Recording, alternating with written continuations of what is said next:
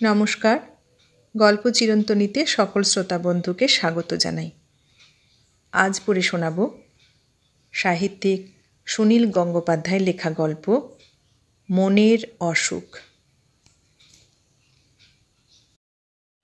এত রাত হবার কথা ছিল না। পরপর দুটো লেভেল ক্রসিংয়েই অনেক দেরি হয়ে গেল। পেছনের বাঁ দিকের চাকাটা ফ্ল্যাট হয়ে গিয়েছিল ধানবাদের কাছে। দেবকুমার নিজেই জ্যাক নামিয়ে চাকা বদলে ফেলেছেন। এখন একটু একটু ভয় হচ্ছে, আবার যদি আর একটা চাকা খারাপ হয়ে যায়, সেটা বদলাবার তো কোনো উপায় নেই। অবশ্য এক রাত্রিরে দুটো চাকা খারাপ হয়ে যাবার সম্ভাবনা খুবই কম। 12:30টার মধ্যে দুর্গাপুর পৌঁছে যেতে পারবেন দেবকুমার ভাবলেন। 10:30, 11টার মধ্যে পৌঁছনোর কথা ছিল। বাড়িতে ওরা একটু ভাববে। নিপার বুকের ব্যথাটা আজ আবার একটু বেড়েছে, তার ওপর উদ্বেগ হলে আরও বাড়তে পারে। অবশ্য নিপার এতক্ষণে জেগে থাকার কথা নয়। তার ওষুধের মধ্যে প্রচুর পরিমাণে ব্রোমাইড মেশানো থাকে। 10টা বাজতে না বাজতে ঘুমিয়ে পড়ে। কিন্তু যদি ওষুধ খেতে ভুলে যায় নিপা? দেবকুমারই তাকে প্রত্যেকবার মনে করিয়ে দেন।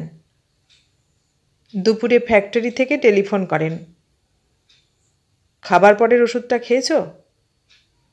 যাও, আমি টেলিফোন ধরে আছি, ওষুধ খেয়ে এসে আমাকে বলবে। না, কোনো কথা নয়, আগে ওষুধটা খেয়ে এসো। বুক ধরফরানি খুব শক্ত অসুখ নয়।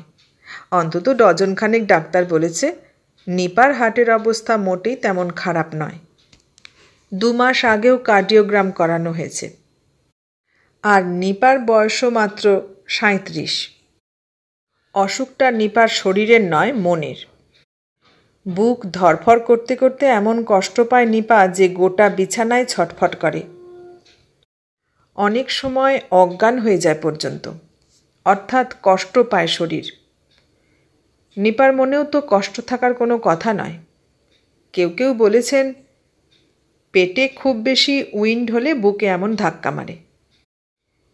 কিন্তু এ কী ধরনের বুনো হাওয়া!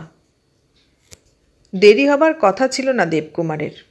7:30টার মধ্যেও বেরুতে পারলে এতক্ষণ দুর্গাপুরে পৌঁছে যেতেন।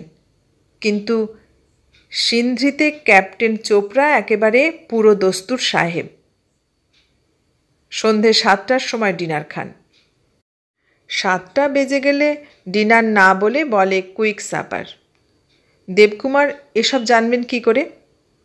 কথা বলতে বলতে 7টা বেজে গিয়েছিল। চোপড়ার জন্য তখন ডিনারের টেবিল সাজানো হয়ে গেছে। তিনি জোর জবরদস্তি করে দেবকুমারকেও ডিনার খাইয়ে ছাড়লেন। ডিনারের পর তিনি আবার ব্র্যান্ডির বোতল খুলে বসেছিলেন। দেবকুমার সেটা খেতে আর রাজি হননি। চোপড়া বলেছিলেন, ভাইয়া, 2-1 পেগ ব্র্যান্ডি খেলে আরও ভালোভাবে গাড়ি চালানো যায়। অ্যাটলিস্ট 1 ফর দ্য রোড তো কমসে কম। এসব রাস্তা দেবকুমারের নখদর্পণে। গাড়ি চালাবার জন্য ব্র্যান্ডি খাওয়া না খাওয়ায় কিছু আসে যায় না। কিন্তু অ্যালকোহল তার সহ্য হয় না।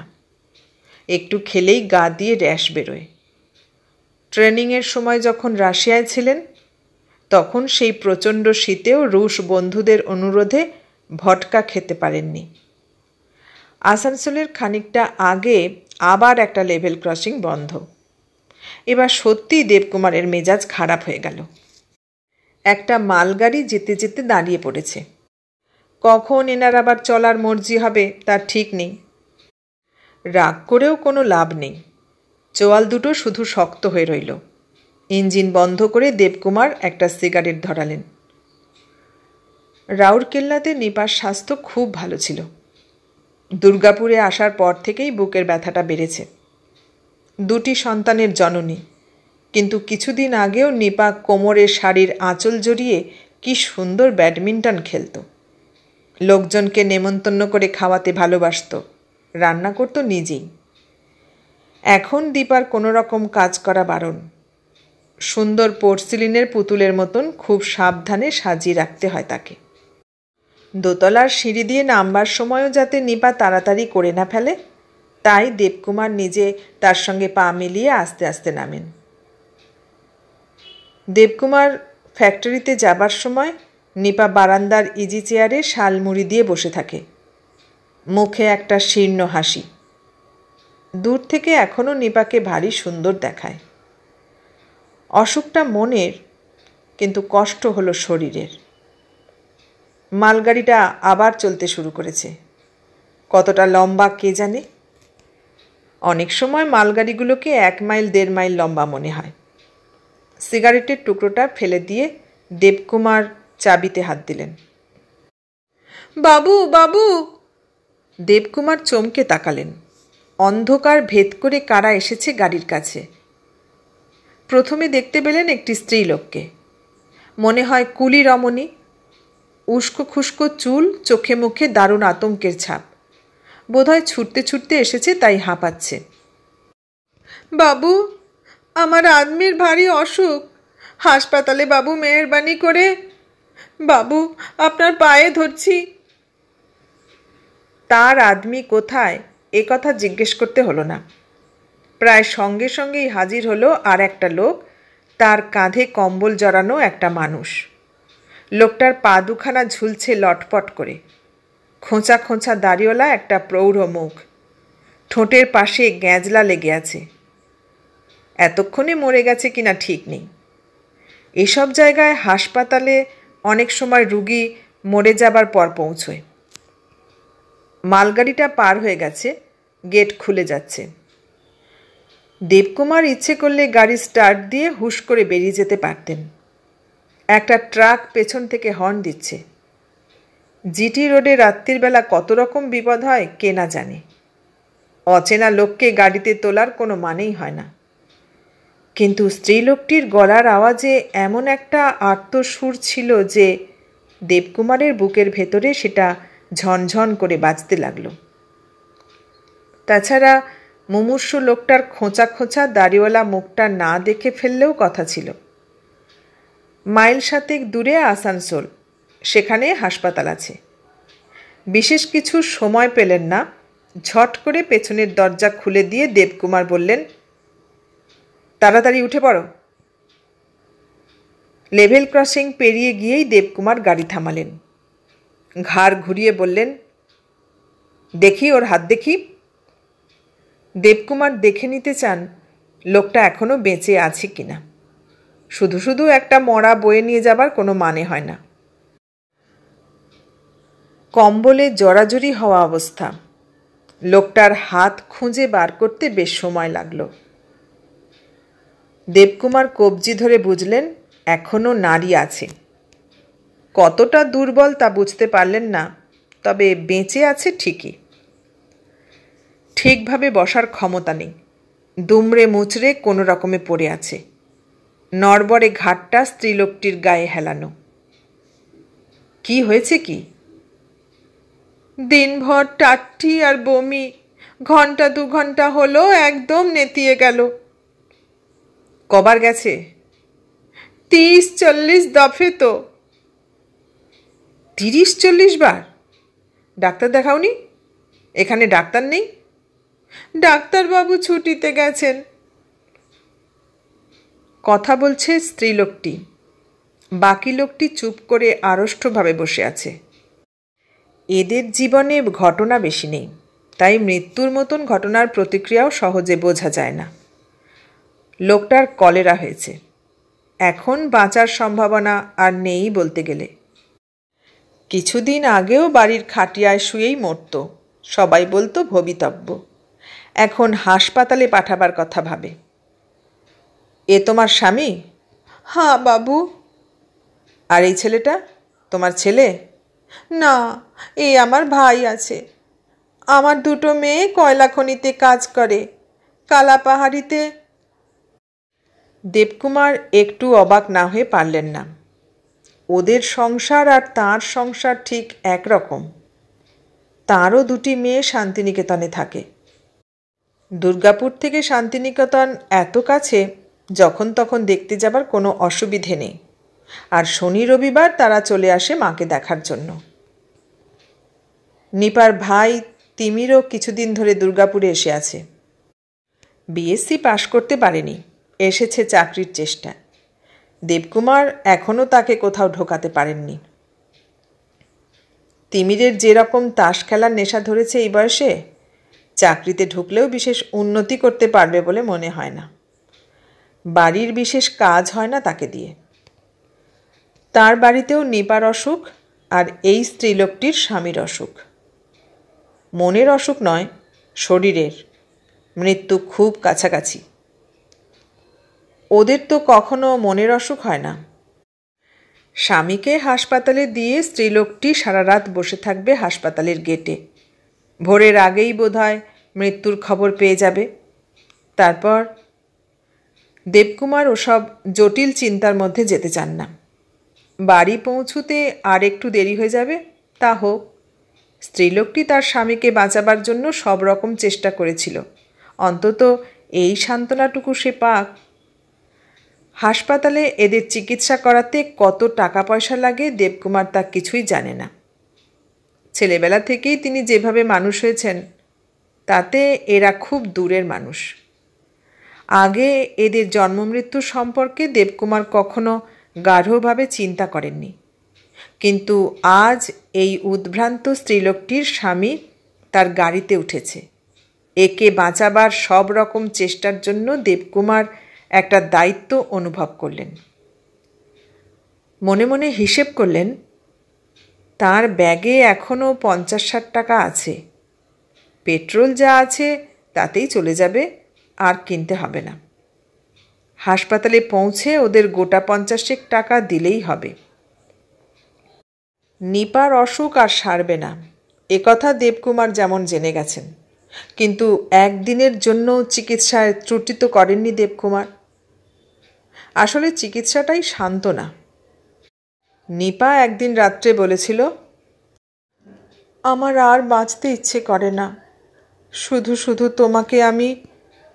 দেবকুমার বলেছিলেন, তুমি মরে গেলে আমি বা আর বাঁচব কী করে? হেরে গিয়ে মানুষ আর কতদিন বাঁচতে পারে? নিপা অবাক হয়ে জিজ্ঞেস করেছিল, কার কাছে হেরে গিয়ে? দেবকুমার উত্তর দিয়েছিলেন, তোমার মনের কাছে। অসুস্থ লোকটা একটা গোঙানি দিয়ে নড়ে চড়ে উঠল। জ্ঞান ফিরছে যখন আসার কথা। রীতিমতো যন্ত্রণায় আবার কোকিয়ে উঠে দুর্বোধ্য ভাষায় কি যেন বলল লোকটা। স্ত্রীলোকটি ডাকল, বাবু, বাবু। ঘাড় না ঘুরিয়েই দেবকুমার বললেন, কি? এই তো এসে গেছি, আর দেরি নেই। টাট্টি লেগেছে। হ্যাঁ? দেবকুমার গাড়ি নষ্ট করতে চান না। বললেন, নামাতে পারবে? ধরে ধরে নামাতে পারবে? স্ত্রীলোকটি জানালো, পারব। পেছনের ট্রাকটাকে পাশ দিয়ে দেবকুমার রাস্তার ধারে গাড়ি থামালেন।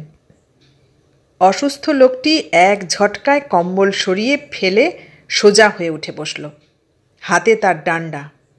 দেবকুমার বেশি অবাক হবারও সময় পেলেন না। তাড়াতাড়ি হাত দিয়ে মাথা আড়াল করে কি যেন বলতে গেলেন। প্রথম আঘাতটা হাতের ওপর লাগল। দেবকুমার চেঁচিয়ে বললেন, না না, দয়া করো, দয়া করো আমাকে। দ্বিতীয় আঘাত সরাসরি মাথার মাঝখানে পড়তেই দেবকুমার সিট থেকে উঠে দাঁড়াবার চেষ্টা করলেন, দুহাত দিয়ে আঁকড়ে ধরার চেষ্টা করলেন। বুকের মধ্যে আগুনের হলকা, চোখের ওপর গরম চটচটে রক্ত। চেঁচিয়ে বলতে গেলেন, আমাকে দয়া করো, আমাকে বাঁচাও। আর একটা চোট খেয়েই টোলে কাত হয়ে পড়লেন। গলায় সাঁড়াশির মতন একটা হাত। স্ত্রীলোকটি প্রথমে দেবকুমারের কবজি থেকে ঘড়ি খুলে নিল। স্টিয়ারিংয়ের ওপর থেকে মাথাটা ঝুলে পড়তেই কি ভেবে যেন কম্বল গায়ে লোকটি অনাবশ্যকভাবে আর এক ঘা ডান্ডা বসিয়ে দিল দেবকুমারের ঘাড়ে। দেবকুমার মারা যাননি। ভোরের আগেই একটা পুলিশের গাড়ি তাকে দেখতে পায়। যে হাসপাতালে দেবকুমার ওদের নিয়ে আসবেন ভেবেছিলেন, সেখানেই তাকে ভর্তি করা হলো। তার পকেটে কোনো রকম কাগজপত্রও পাওয়া যায়নি বলে বাড়িতে খবর পাঠাতে পুরো একদিন দেরি হয়ে গেল। তা হোক, তবু প্রথম চোখ মেলে দেবকুমার নিপাকেই দেখেছিলেন। সেই ঘটনার পর কেটে গেছে 1.5 বছর। দেবকুমারের শরীরে আর কোনো ক্ষত নেই, বাঁ হাতের আঙুলগুলো শুধু বেঁকাতে পারেন না। চাকরিটা ছাড়তে হয়েছে। সিউড়িতে নিজেদের বাড়িটাই একটু সারিয়ে টারিয়ে নিয়ে সেখানে এসে আছেন। দেবকুমারের মাথায় একটু গোলমাল দেখা দিয়েছে। কারুর সঙ্গে বিশেষ কথাবার্তা বলতে চান না। বারান্দায় চুপচাপ বসে থাকে নিজে চেয়ারে। নিপা এখন অনেকটা সুস্থ। অনেক দিন তার বুকের ব্যথাটা হয়নি। এখন নিপা নিজের হাতে সব কাজটাজ করে, দেবকুমারের সেবা করে। মাঝে মাঝে দেখা যায় দেবকুমারকে নিয়ে বিকেলবেলা বেড়াতে বেরিয়েছে নিপা। দেবকুমারের সেই আগের মতনই দীর্ঘ, উন্নত, সুদর্শন চেহারা, বিশাল দুটি চোখ, কিন্তু মুখখানা বড় বিমর্ষ, ম্লান। নিপা নানা রকম মজার কথা বলে দেবকুমারের মন ভালো রাখার চেষ্টা করছে। সেদিন রাত্রির সেই ঘটনাটা দেবকুমার কারুকে বলেননি, ডাক্তারকে, পুলিশকে, এমনকি নিপাকেও না। শুধু বলেছিলেন, রাস্তায় হঠাৎ ডাকাতরা আমার গাড়ি আটকেছিল। আমার আর কিছু মনে নেই। অথচ দেবকুমারের সবই মনে আছে। সেই 3টি মুখ এখনও তার চোখে ভাসে। মাথার মধ্যে অনেক কিছু গণ্ডগোল হয়ে গেছে অবশ্য। অফিসে কিছুদিনের জন্য জয়েন করে নিজেই বুঝেছিলেন আর তার পক্ষে কাজ করা সম্ভব নয়। সব কিছু গুলিয়ে গেছে। নিজে একটু আগে কি বলেছেন তাই মনে থাকে না। কিন্তু সেই 3টি মুখ সেদিনের রাত্রের ঘটনা একটুও ভোলেননি। তবু নিপাকে বলেন, আমাকে একটু গাড়িতে করে ওই আসানসোলের কাছে জিটি রোডে ঘুরিয়ে আনবে? ওখানে গিয়ে যদি সব কথা মনে পড়ে। নিপা 2বার নিয়ে গিয়েছিল, দিনের বেলা অবশ্য। দেবকুমার সেখানেও কিছু বলেননি নিপাকে। রাস্তার পাশে গাড়ি থামিয়ে রাস্তার ছোট ছোট ছেলেমেয়েদের পয়সা বিলিয়েছেন। নিপা কিছুই বুঝতে পারে না। দেবকুমার এখন মাঝে মাঝে ডায়েরি লেখেন। কোনো দিন রাত্রে ঘুম ভেঙে যায়। দেবকুমার বিছানা থেকে উঠে 1 গ্লাস জল খান, একটা সিগারেট ধরিয়ে ভাবলেশহীন চোখে তাকিয়ে থাকেন বাইরের দিকে। নিপা তখন অঘোরে ঘুমোচ্ছে। আর ঘুম আসতে চায় না দেবকুমারের। তিনি তখন ডায়েরি লিখতে বসেন। সে ডায়েরি নিপাকেও দেখাননি। তার ডায়েরির 2টি অংশ। সেই লোকটির কোনো অসুখ ছিল না এ কথা ভাবা ভুল।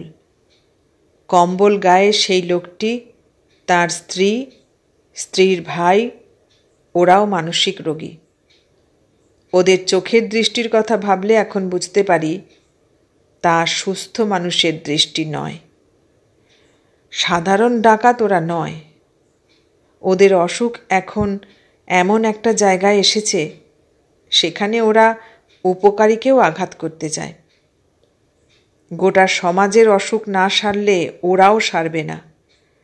ওরা সুস্থ হয়ে না উঠলে সুস্থ হবার আশা নেই। আরেকটি অংশ। নিপার মনের অসুখ সম্পর্কে আগে আমার পুরোপুরি বিশ্বাস ছিল না। এখন দেখছি আমার নিজেরই মনের অসুখ। হ্যাঁ, অসুখটা আমার মনের, মস্তিষ্কের নয়। আমার স্মৃতিভ্রংশ হলেও পুরোপুরি হয়নি কেন? আমি প্রায়ই একটা স্বপ্ন দেখি। সেদিন রাত্রে অজ্ঞান অবস্থায় এই স্বপ্নটা দেখেছিলাম। তারপর প্রায়ই দেখতে পাই। কয়েকদিন অন্তর আমি দেখি। আমার হঠাৎ দারুণ অসুখ হয়েছে মাঝরাত্রে। কিছুতেই কোনো ডাক্তার পাওয়া যাচ্ছে না। শহরের সব ডাক্তার এখন ছুটিতে। আমার গাড়ি বিক্রি হয়ে গেছে। নিপা আর তিমির আমাকে কাঁধে করে নিয়ে গিয়ে দাঁড়িয়ে আছে বড় রাস্তার সামনে। একটা গাড়ি পেলে আমাকে হাসপাতালে নিয়ে যাবে। নিপার চোখে মুখে দারুণ ত্রাস। সে যেন মৃত্যুকে চোখের সামনে দেখতে পাচ্ছে, তাড়াতে চাইছে প্রাণপণে। অবিকল সেই স্ত্রীলোকটির মতন, কিন্তু অভিনয় নয়। নিপা এখন সম্পূর্ণ সুস্থ বলেই মৃত্যু সম্পর্কে তার খাঁটি ভয়। আমার অসহ্য কষ্ট, কিন্তু আমার অসুখের জন্য নিপার এই ব্যাকুলতা দেখে একটু আরামও পাচ্ছি। দূর থেকে একটা মোটর গাড়ি আসছে হেডলাইট জ্বালিয়ে। নিপা হাত তুলে ব্যাকুলভাবে চিৎকার করে গাড়িটা থামাতে চাইছে। স্বপ্নের মধ্যে এই জায়গাটায় আমি দারুণ ভয় পেয়ে যাই। ঘামে আমার শরীর ভিজে যায়, বুকের মধ্যে ধকধক করে, আর বারবার মনে হয় যদি গাড়িটা না থামে, যদি গাড়িটা আমাদের না নিতে চায়, এই মাঝরাতে যদি আমাদের ডাকাত মনে করে। শুনলেন সুনীল গঙ্গোপাধ্যায় লেখা গল্প মনের অসুখ। কেমন লাগলো গল্পটা? ভালো লাগলে লাইক, কমেন্ট, শেয়ার করবেন, আর নতুন বন্ধু হলে সাবস্ক্রাইব করার অনুরোধ রইল। সবাইকে অনেক ধন্যবাদ জানিয়ে আজ এখানে শেষ করলাম।